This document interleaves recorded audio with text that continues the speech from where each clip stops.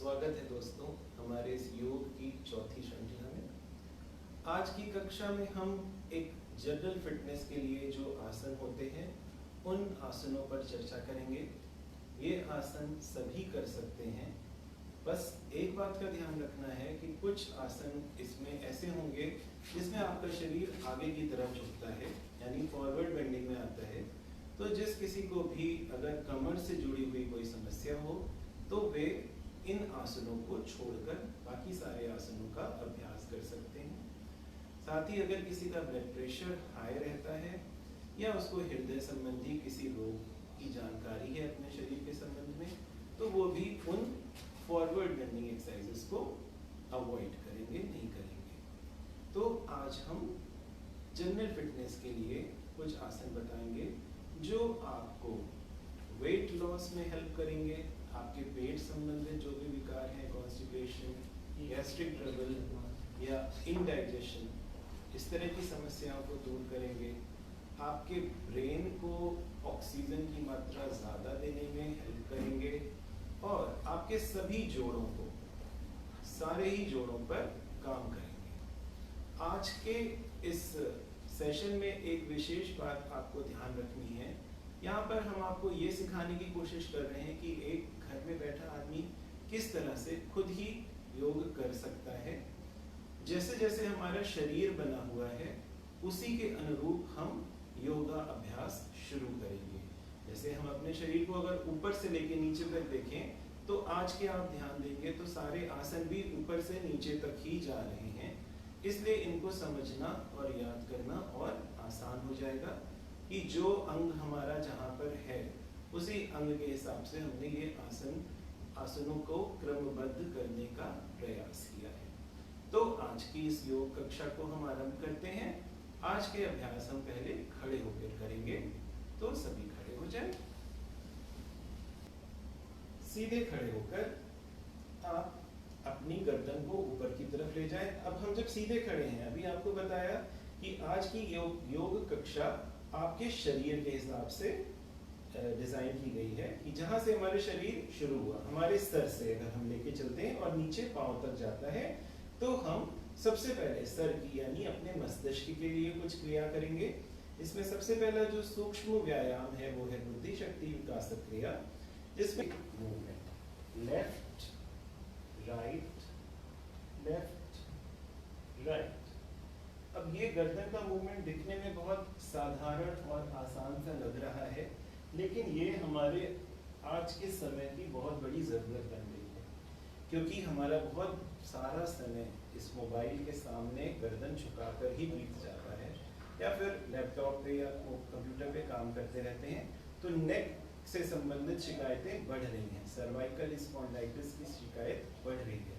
तो इस सिंपल से मूवमेंट से आप अपनी उस शिकायत को दूर करने में कुछ मदद पा सकते हैं। इसी के बाद इसी श्रृंखला की दूसरी एक्सरसाइज है, गर्दन को अप एंड डाउन करेंगे। सांस लेते हुए गर्दन ऊपर ले गए और सांस को छोड़ते हुए गर्दन को आगे लाते। अब जिन व्यक्तियों को ये पता है कि हमारे को सर्वाइकल की शिकायत है, वो गर्दन ऊपर ले जाते हैं और गर्दन फिर सीधी रखते हैं, उनको गर्दन आगे झुकानी नहीं होती है। तो up and down for normal persons like this, और जिनके गर्दन में अगर कोई समस्या है तो वो ऊपर ले गए और फिर गर्दन को सीधा रखा। इस तरह से ये दो एक्सरसाइजेस गर्दन के लिए हैं जो गर्दन से संबंधित किसी भी रोग में आपकी हेल्प कर सकती हैं, आपकी मसल्स को रिलैक्स कर सकती हैं। अब गर्दन, सर, गर्दन, फिर आया कंधा। अब कंधे की एक्सरसाइजेस हम करेंगे। शोल्डर्स को, दोनों हाथों को मोड़कर ऐसे अपने कंधों पे रखा और अपनी एल्बोज को आगे की तरफ ऐसे मिलाया और सांस लेते हुए इसको खोला और सांस छोड़ते हुए वापस, सांस लेते हुए खोला, सांस छोड़ते हुए वापस आए। इस तरह से शुरुआत करेंगे। 5 से 10 बार आपको ये आसन करना है। इस तरह का मूवमेंट करने से आपके कंधे, आपके शोल्डर ब्लेड, आपकी एल्बो, तीनों पर इसका प्रभाव जाता है।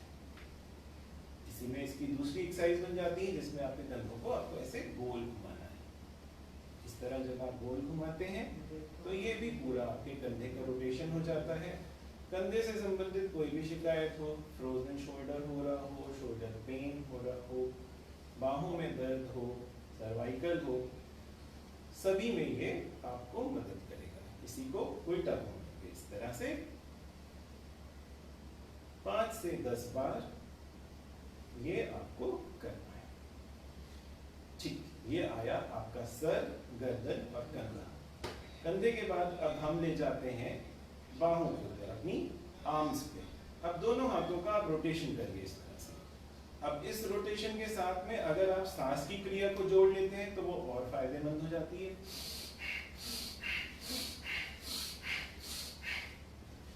इस तरह से 5 से 10 बार वो क्लॉकवाइज और फिर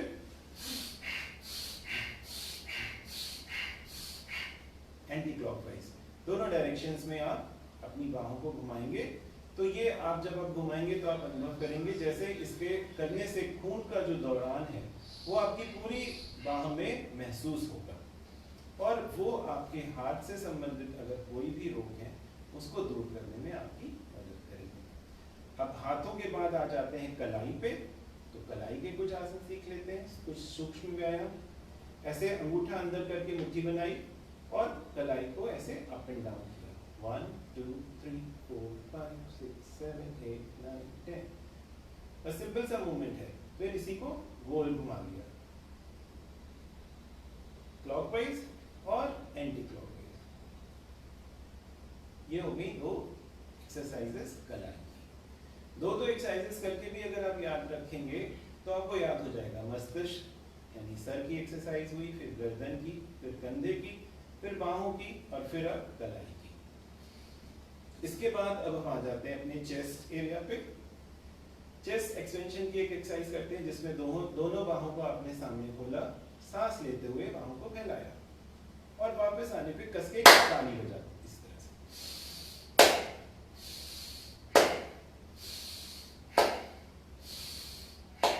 तो इसमें क्या हो रहा है, देखिए आप जब आप अपने बाहों को फैला रहे हैं तो आपके चेस्ट का एक्सपेंशन हो रहा है, यानी आपकी लंग्स का भी एक्सपेंशन हो रहा है। लंग्स के एक्सपेंशन से क्या होता है, हमारे शरीर में फिर से ऑक्सीजन की मात्रा बढ़ती है और हमारे शरीर को ऑक्सीजन जब ज़्यादा मिलती है तो वो सभी पार्ट्स में जब पहुंचती है तो वो आसानी से हर एक अंग को उसकी स्मूथ वर्किंग में हेल्प करती है। एक एक्सरसाइज आपने बाहों को इस तरह फैला के करी और इसी की दूसरी एक्सरसाइज में विपरीत कर देते हैं, दोनों हथेलियों को उल्टा करके पीछे जैसे ले जाते हैं, पीछे ताली बजाने की कोशिश करते हैं। तो इस एक्सरसाइज में चेस्ट का रोल भी आ रहा है, कंधों का रोल भी आ रहा है और बाहों का रोल भी आ रहा है। अगर यही जितनी एक्सरसाइजेस अभी आप सबको सिखाई गई, ये सारी एक्सरसाइजेस दिव्यांग बच्चों के लिए भी बहुत फायदेमंद है, क्योंकि ये वो सारे उनके जोड़ों पे भी असर कर रही है और उनके लिए एक थोड़ा सा खेल जैसा भी इसको बना के हम सब कराते हैं, तो वो इसमें इंटरेस्टेड भी होते हैं और आसानी से इसमें भाग भी ले लेते हैं। अब चेस्ट के बाद हम आते हैं पेट पे। पेट जिससे आजकल सभी परेशान हैं, पेट बढ़ जाने से परेशान है या पेट से संबंधित कई बीमारियों से परेशान है, चाहे वो कॉन्स्टिपेशन है, चाहे इंडाइजेशन है, चाहे गैस्ट्राइटिस है या और भी बहुत सी। तो उसके लिए एक साधारण सी क्रिया हम करते हैं जिसे कहते हैं अग्निसार क्रिया। अग्निसार क्रिया करने के लिए ऐसे झुक के आप अपने घुटनों पर दोनों हाथ रखते हैं, गर्दन सामने की तरफ, और जल्दी जल्दी लंबी गहरी सांस छोड़ना है और लेना है पेट के मूवमेंट के साथ में। जब आप सांस लेंगे छोड़ेंगे तो पेट को भी ध्यान में रखते हुए अंदर बाहर मूव करना है।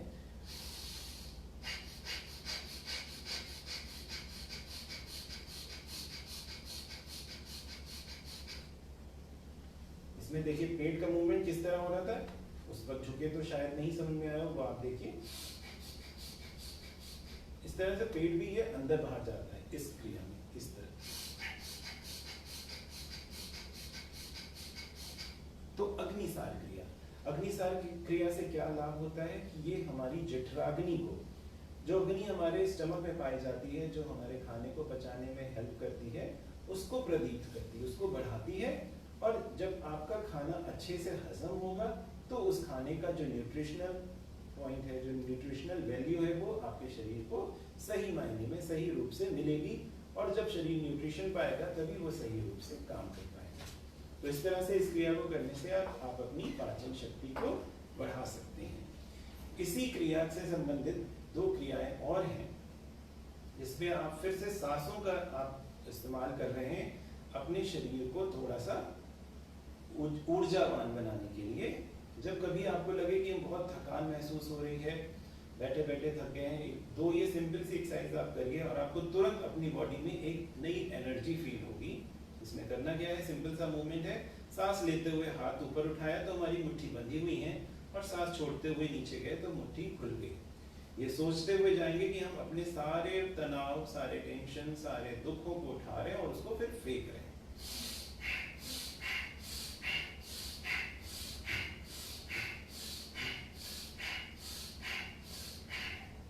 इस तरह से, और इसी तरह इसको साइड्स में।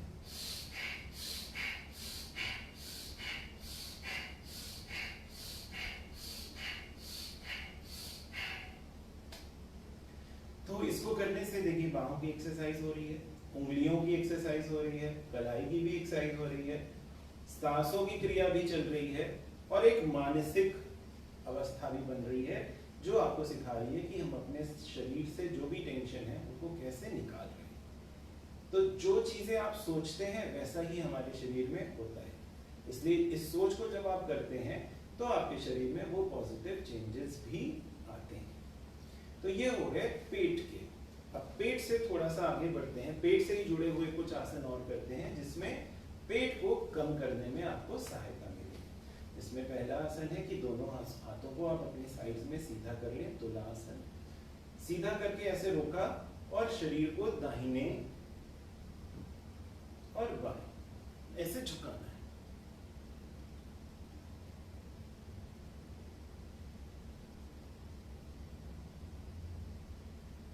इस तरह से जब आप झुकाते हैं तो आपके शरीर की जो साइड्स में बल्जेस बन जाते हैं, जो मांस बढ़ जाता है, ये आपकी मदद करता है। इसी के लिए एक और आसन आप कर सकते हैं कि साइड में इस तरह से शरीर को छूते हुए अपने हाथों को नीचे की तरफ ले जाइए। इस तरह से करने से भी आपके पेट की चर्बी घटती है और आपके जो असेंडिंग और डिसेंडिंग कोलन है उसमें भी एक स्ट्रेच आता है। तो कॉन्स्टिपेशन से संबंधित जो शिकायतें हैं वो भी दूर होती हैं।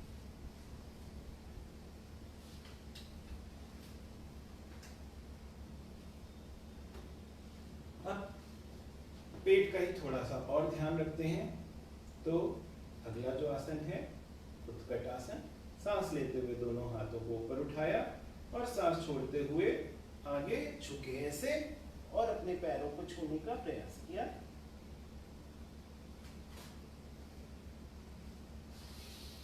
और सांस लेते हुए वापस आ गए। यह आसन आपको पहले भी सिखाया गया है। इस आसन को करने पे देखिए आप आगे झुक रहे हैं, आपके पेट पे पूरा दबाव आ रहा है, आपके पैरों में थोड़ा तनाव आता है, पैर की नसें खिंचती हैं, तो इसका फायदा आपके पेट को भी मिलता है और आपके पैरों को भी मिलता है। साथ ही साथ आपकी स्पाइन की फ्लेक्सिबिलिटी भी बढ़ती है। लेकिन जिन किसी को भी बैक से संबंधित अगर कोई पेन रहता है या हार्ट से संबंधित कोई शिकायत है तो वो आगे झुकने वाले ये आसन नहीं करेंगे। इसके बाद जो नेक्स्ट आसन हम करते हैं उसमें दोनों पैरों को थोड़ा सा फैला लेंगे और दोनों हाथों को ऊपर ऐसे मोड़कर पकड़ लेंगे। इस आसन का नाम है सर्वांग पुष्टि। सभी अंगों को जो पुष्ट करे, मजबूत करे, इसीलिए इसका आसन का नाम पड़ गया सर्वांग पुष्टि। क्योंकि इस तरह से करने पे, इस आसन को करने पे आपकी पूरी बॉडी का यूटिलाइजेशन होगा, सारे जॉइंट्स, पूरी बॉडी यूज होगी।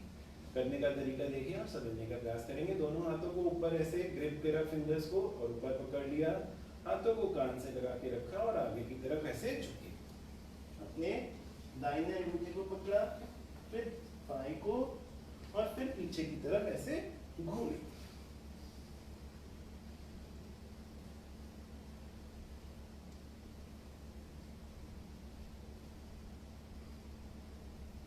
इस तरह से आप उल्टी दिशा में भी करेंगे। तो 5 बार शुरुआत में जब शुरू करें आप इस आसन की प्रैक्टिस, तो आपको 5 बार दाहिने से बाएं यानी क्लॉकवाइज और फिर इसी का उल्टा करते हैं बाएं से दाएं।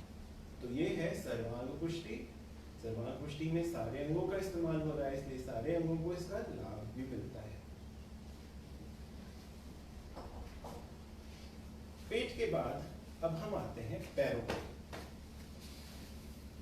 दोनों हाथों को सर के पीछे रख लेंगे और इस तरह से अप एंड डाउन मूवमेंट करते हैं, जो हमारे घुटने और हमारी थाइस को हेल्प करता है, उनको मजबूती प्रदान करता है। इस तरह से अप एंड डाउन करेंगे। 10 टाइम से शुरुआत करेंगे और फिर 20 तक लेके जाएंगे।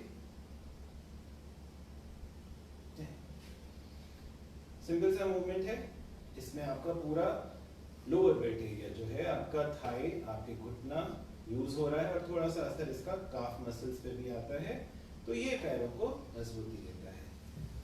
अब इसके बाद जो नेक्स्ट है वो घुटने के लिए है। दोनों घुटनों पे आप अपनी हथेलियां इस तरह रख लीजिए और आगे पीछे इस तरह से घुटनों को मूव करेंगे।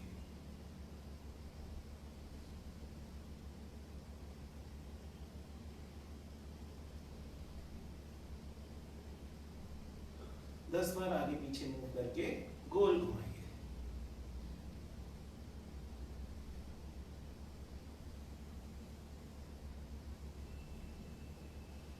और इसी तरह उल्टा भी गोल गोल घुमाएंगे हम लोग, क्लॉकवाइज और फिर एंटी क्लॉकवाइज।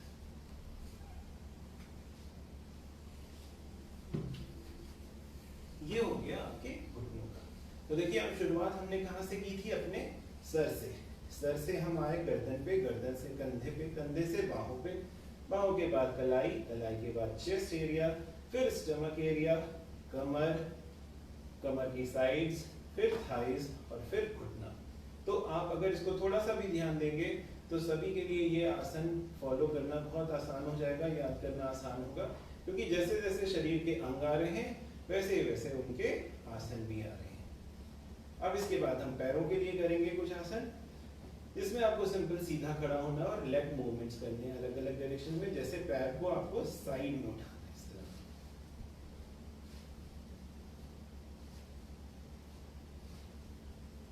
तो ये मूवमेंट जो है पहले दाहिने से आपने किया, फिर बाएं से।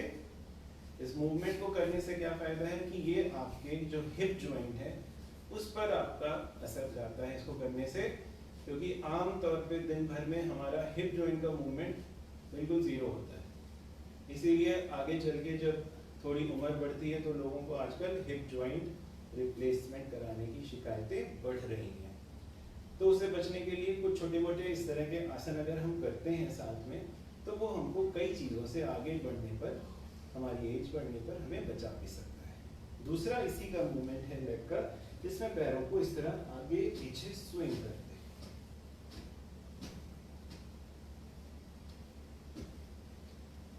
इसी तरह दूसरे पैर से।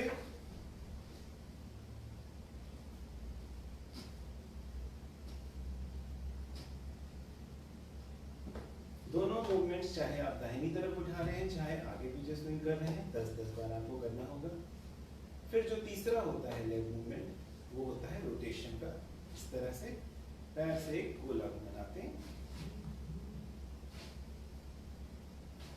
और फिर इसी को उल्टी दिशा में 5 बार क्लॉकवाइज और 5 बार एंटी क्लॉकवाइज। अगर किसी को ये करते वक्त बैलेंसिंग प्रॉब्लम आती है तो वो कोई भी चीज, कोई कुर्सी या दीवार का सहारा लेके भी कर सकता है, ताकि बैलेंस हमारा ना बिगड़े। ये सब करने के बाद देखिए अब आप पैरों तक पहुंच गए हैं। पैरों के बाद आ जाते हैं हमारे पैर के पंजे। तो पैर के पंजे को ऐसे सामने उठाया और इसको अप एंड डाउन मूव किया, अप एंड डाउन 10 टाइम्स। फिर रोटेशन क्लॉकवाइज 10 टाइम्स और एंटी क्लॉकवाइज 10 टाइम्स। तो इस तरह से देखिए हमने एक साधारण कुछ आसन सीखे, जिसमें आपने अपनी पूरी बॉडी के अनुसार उन आसनों को किया और उनके जोड़ों के हिसाब से हम धीरे धीरे ऊपर से नीचे तक गए। अब आखिरी जो आसन आता है वो है वृक्षासन। वृक्षासन में क्या करना है? आपको दाहिना पैर सीधा रखना है और बाएं पैर को मोड़कर इस तरह से अपनी राइट थाई पे टिका लेंगे और दोनों हाथ सामने सीधे कर लेंगे। ये हो जाता है वृक्षासन।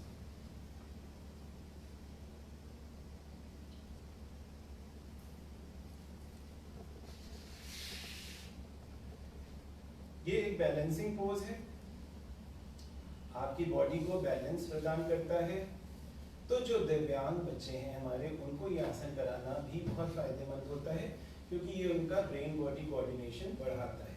इसी तरह से दूसरे पैर से करेंगे। अगर किसी को बैलेंस करने में दिक्कत हो तो वो दीवार के सहारे से पहले करे और फिर धीरे धीरे जब प्रैक्टिस हो जाए तो उसको बिना सहारे के करेगा।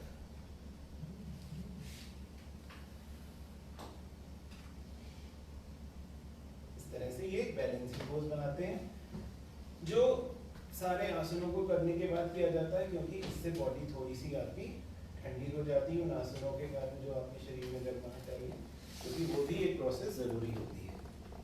अब बैठ जाएंगे।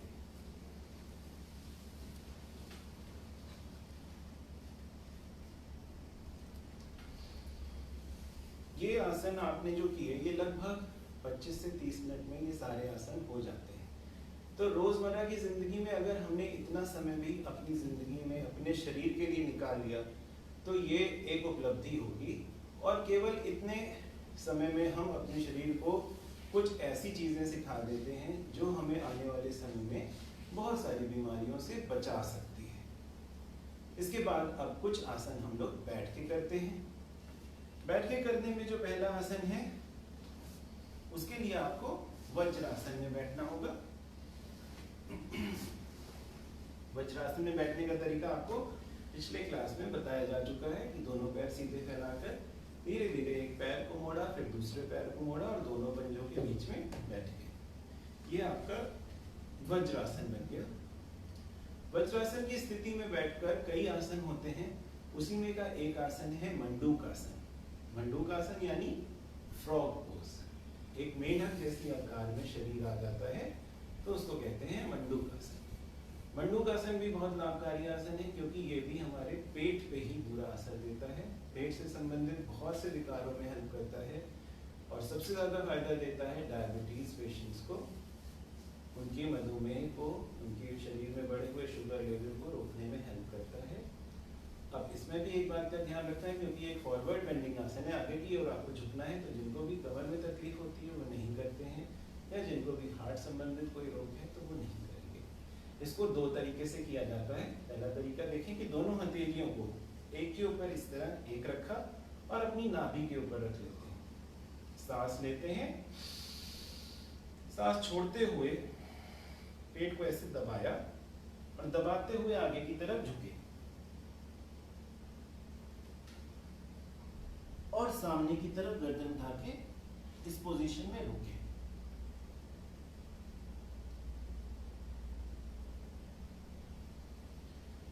लगभग 10 गिनती तक यानी 10 सेकंड तक आपको इस पोजीशन में रुकना होता है। शुरुआत में आप अपने शरीर की क्षमता के अनुसार ही इसको करेंगे और उसके बाद धीरे धीरे प्रैक्टिस जब आप करते जाएंगे तो आप पाएंगे कि आप ज्यादा देर इस आसन में रुक पाते हैं।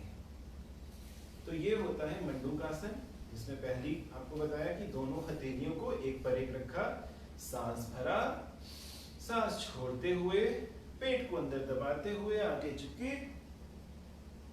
और सामने देख गर्दन उठाते हुए इस पोजीशन में रुके।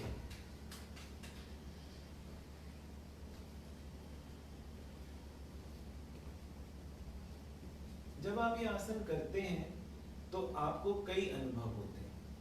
इस आसन में सबसे बड़ा बेनिफिट क्या है कि आप वज्रासन में बैठे हुए हैं, तो वज्रासन के सारे बेनिफिट आपको मिल ही रहे हैं। दूसरा, आप आगे झुक रहे हैं तो आपकी स्पाइन की फ्लेक्सिबिलिटी भी बढ़ रही है। तीसरा, आपके पेट से संबंधित जो भी विकार हैं वो दूर हो रहे हैं।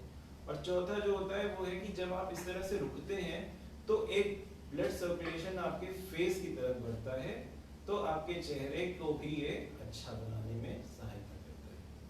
इस तरह से ये हुआ मंडूक आसन को करने का एक तरीका।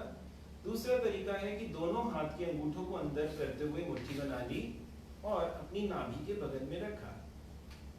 पहले हाथ ऐसे रखा था, अब हाथ ऐसे रखा, सांस भरी, फिर से पेट को दबाया, सांस छोड़ते हुए आगे झुके और सामने रखे।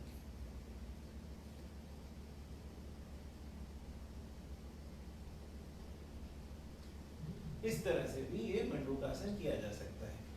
अब मंडूकासन को करने में एक और वेरिएशन हम ला सकते हैं, जिसको अगर कोई बीपी से संबंधित शिकायत नहीं है या हार्ट संबंधित कोई शिकायत नहीं है, वो लोग सांस रोक कर भी इस क्रिया को कर सकते हैं। जैसे अभी हमने जो किया उसमें आपको बताया कि आपको हाथों को रखना है या मुट्ठी बना के रखना है, सांस लेना है और सांस छोड़ते हुए आगे झुकना है। लेकिन जो लोग यंग हैं, बच्चे जो यंग एज के हैं, यंगस्टर्स, टीनेजर्स, या जिनको भी हार्ट से संबंधित कोई शिकायत नहीं है, जो थोड़ा प्रेशर अपने हार्ट पर दे सकते हैं, उनके लिए एक तरीका और होता है कि वो सांस अंदर खींचें और उसको रोक लें। रोक कर जब आप आगे जाएंगे तो चूंकि पेट में आपके सांस है, भरी हुई है और आप आगे झुके हुए हैं, यानी उस बलून पे आपने दबाव बढ़ा दिया, पेट रूपी बलून पे आपने दबाव बढ़ा दिया, तो क्या होता है, उस सांस का जो प्रेशर होता है वो ऊपर की तरफ, हमारे सर की तरफ, हमारे चेहरे की तरफ, हार्ट की तरफ बढ़ जाता है। तो ये ब्लड सर्कुलेशन को एकदम से बढ़ाता है। तो अगर किसी को हार्ट संबंधित शिकायत है तो वो बिल्कुल नहीं कर सकता, क्योंकि इससे ब्लड प्रेशर बढ़ जाने के बहुत सारे चांसेस होते हैं। लेकिन अगर ऐसी कोई शिकायत नहीं है तो आप सांस रोक कर भी ये क्रिया कर सकते हैं। अब इसके बाद जो दूसरा आसन हम कर रहे हैं उसमें आपको अपने घुटनों पे खड़ा होना है। घुटनों पे इस तरह से आप खड़े हुए, पैरों को पीछे थोड़ा सा फैला लिया ताकि हमारा बैलेंस बना रहे, और दोनों हाथों को अपने सर के पीछे ऐसे रख लिया। ऐसे रखते हुए आपको दाहिने से बाएं में शरीर को ऐसे घुमाना है।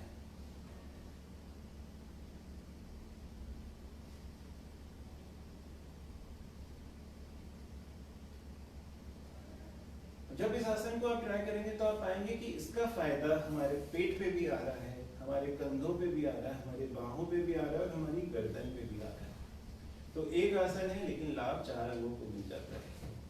सिंपल सा है, दोनों हाथों को सर के पीछे रखा और इस तरह से दाहिने से बाएं और बाएं से दाएं अपने शरीर को घुमाया। और ये एक बहुत अच्छी स्ट्रेचिंग एक्सरसाइज भी है।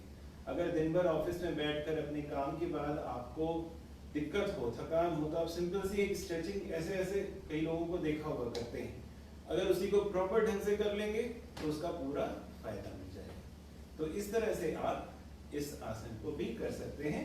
और आज का आखिरी आसन भी सीख लें, जिसको कहते हैं उष्ट्रासन। ये भी इसी पोजीशन में होगा। आप अपने घुटनों पे खड़े हुए हैं, आपने पैरों को पंजे पे टिका लिया है और हाथों को पीछे ले जाते हुए अपने एड़ी को ऐसे पकड़ा और पीछे की तरफ झुक गए।